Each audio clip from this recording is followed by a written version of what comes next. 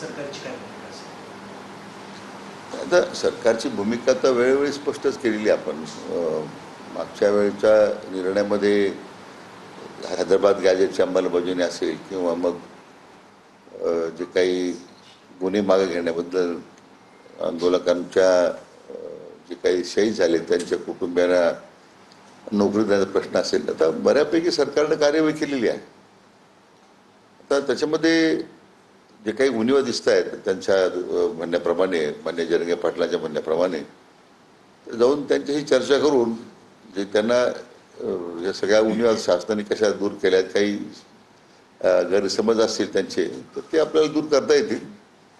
परंतु मला वाटतं अतिशय सकारात्मक पाऊल सरकारने टाकलेलं आहे आणि मला विश्वास आहे की ते सरकारची भूमिका समजून घेतल्यानंतर ते काही उपोषण करणार नाही अशी मला खात्री आहे.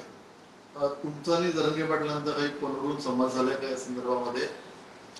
नाही, जरंगे पाटलांचा माझा संवाद नाही आहे, परंतु जे काही निर्णय आम्ही शासन म्हणून घेतलेले, उपसमिती म्हणून घेतलेले आहेत ते त्यांना आपण कम्युनिकेट केले, म्हणजे एक लिखित स्वरूपात त्यांना ते कम्युनिकेट केलेले आहे. मध्यंतरी ज्या सरकारनं कमिटमेंट्स मागच्या आंदोलनाच्या वेळेला केल्या होत्या त्यातल्या अनेक कमिटमेंट्स अजून पूर्ण झालेले नाहीत आणि त्यासाठी एक विहित कालावधी दिला होता तो देखील उठून गेला, मात्र तरी सुद्धा कुठलीही अंमलबजावणी या संदर्भात झाली नाही असं त्यांचं म्हणणं. मी म्हणून म्हटलं की त्यांच्या जी काही त्यांच्या मनातली संदिग्धता दिसते अंमलबजावणीबद्दलची किंवा काय, तर माझ्या दृष्टीने तर अंमलबजावणी आम्ही अतिशय प्रभावी करण्याचा प्रयत्न केलेला आहे. त्याचे टाईमलाईन्स ठरवलेले आहेत, त्याप्रमाणे वेळोवेळी त्याचा आढावा आपण घेतोय. तर काही कायदेशीर बाबी उपस्थित होतात, त्यामुळे एखाद्या उदाहरण व्हॅलिडेशन करायचं, व्हॅलिडिटी करण्याला काय विलंब लागतो, कारण त्या कॉन्स्टिट्युशनल ऑथॉरिटी सगळ्या आहेत. त्यामुळे याचा अर्थ सरकार कार्यवाहीच करत नाही असं म्हणणं चुकीचं आहे. जरंगे पाटलांचं म्हणणं आहे की 58 लाख कुणबी नोंदी ज्या निघालेल्या आहेत त्याचं प्रमाणपत्र तुम्ही कधी देणार आहात, त्यांनी प्रश्न उपस्थित केलेला आहे. सरसकट नाही, 58 लाख कुणबीच्या नोंदी निघण्याचा प्रश्नच नाही आहे. या उलट म्हणजे त्या ज्या निघाल्यात त्या तर सगळ्या एकूण राज्याचा आपण विचार करतोय. आता मराठवाड्यामध्ये हैदराबाद गॅजेट नंतर साधारण मला वाटतं एकतर 2.5 लाखाच्या पेक्षा जास्त आपण दाखले दिलेले आहेत. मला वाटतं आमची उपसमितीची कार्यवाही करण्यात आणखीन त्याला थोडा वेग देऊन, कारण हैदराबाद गॅजेट सगळ्यात मोठी अडचण काय होते की तिथं नाव नाही आहे, नंबर आहे. आता नंबरप्रमाणे त्या गावातली वंशावळी सिद्ध करणं वगैरे त्याला जो वेळ लागतो. आता त्या क्षेत्रीय पातळीवर काही अधिकाऱ्यांचा निष्काळजीपणा दिसतोय, काही अधिकारी जाणीवपूर्वक ह्या अशा प्रकारच्या जी दाखले देण्यामध्ये टाळाटाळ करतात, अशा काही तक्रारी आलेल्या आहेत. परंतु मला वाटतं की आमची उपसमिती स्थापन झाल्याच्या नंतर जो 61,000च्या वर दाखले आपण दिलेले आहे. आता त्याला लागणारी जेवढी व्यवस्था आहे, म्हणजे त्या जुन्या उर्दूच्या लिपी आहेत किंवा त्याच्यातलं जे समजून घेण्याचे काही निवृत्त लोकांना आपण घेतलेलं आहे की त्यांनी ते त्याप्रमाणे कार्यवाही करावी.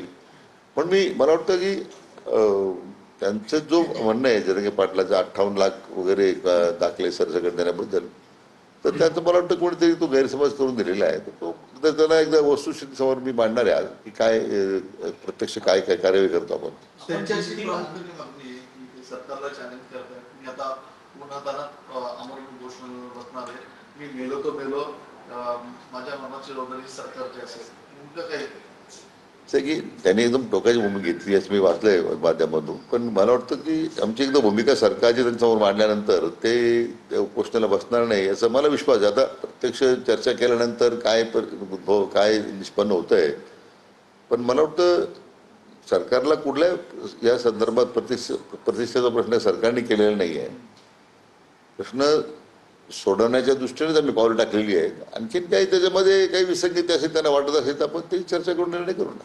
सातारा गॅजेट संदर्भात सुद्धा प्रश्न त्याच्या पुढे काय झालं? नाही, सातारा गॅजेटच्या अंमलबजावणीमध्ये थोड्या अडचणी आहेत कायदेशीर, त्यांना मी ते समजून सांगणार आहे की त्यात काय त्रुटी आहे. कारण सगळ्याच शेवटी त्याच्यामध्ये त्यांना मला वाटतं एकदा म्हटल्याप्रमाणे शासनाची भूमिका त्यांना सांगितल्यानंतर ते त्या सातारा गॅजेटच्या बाबतीवर सुद्धा फार आग्रही राहतील असं नाही. प्रयत्न केला जाईल की त्यांनी उपोषणाला बसू नये, माझा तोच प्रयत्न आहे. म्हणून मी आता त्या एक तातडीच्या कामासाठी रात्री मुंबईला आलो होतो. तर ते आता उद्या आता परत आता निघालो आहे. आज दुपारी किंवा संध्याकाळी त्यांना भेटेल मी. पण आपण जर दोन आंदोलनामधला फरक पाहिला तर यावेळेला त्यांची भाषा मुख्यमंत्र्यांबद्दल जी आहे ती थोडी मवाळ झाल्याचं पाहायला मिळालं. मागच्या वेळेला सातत्यानं मुख्यमंत्र्यांवर टीका केली जात होती, परंतु यावेळेला मुख्यमंत्र्यांना आम्ही काही शत्रू मानत नाही, वैरी मानत नाही, त्यांनी आरक्षण द्यावं अशा प्रकारची भूमिका घेतली.